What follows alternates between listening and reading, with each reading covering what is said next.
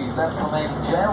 We're on our way to stop number 16, which serves Houston Station and the Airlink Hotel. Thereafter, we head up onto the Phoenix Park at Dublin Zoo.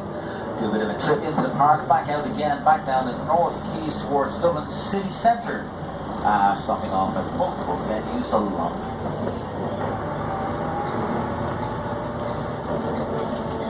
Hey guys, out your left-hand side is a bit of a hidden gem of the city, which by definition means you won't see much, but hidden by the trees in the Liffey Valley here to your left is the National War Memorial Gardens. It's a beautiful and inspiring place.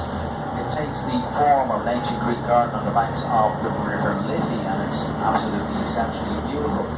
It describes and commemorates an often hidden aspect of Irish history that's generally hidden from the prescribed historical narrative. You see, the War Memorial Gardens commemorates the loss of life of 50,000 young Irishmen who died fighting in the British Army in World War I a century ago.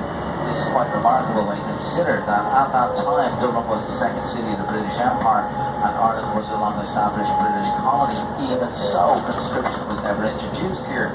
Despite that, over 200,000 young men from this small island of 6 million people at the time actually volunteered to join the British forces, and they went off to war in World War I. There was a massive attrition rate, 1 in 4.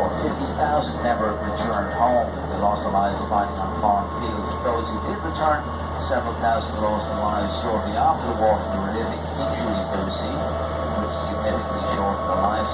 And then the returning soldiers brought back an unexpected guest. A global pandemic of Spanish flu was brought by returning soldiers from the battlefront, and ultimately Spanish flu claimed the lives of more people than the actual combat itself, including in some many tragic cases the lives of the parents, the siblings, or the wives or the children of the returning soldiers who themselves had never seen the battlefront itself. So the entire loss of life is impossible to calculate, but it's all commemorated by the lovely War Memorial Gardens there at Island Bridge. Guys, we're on stop 16. This is Houston Station. If you're taking a rail trip to the south and the west of the country by rail, you leave at Houston Station.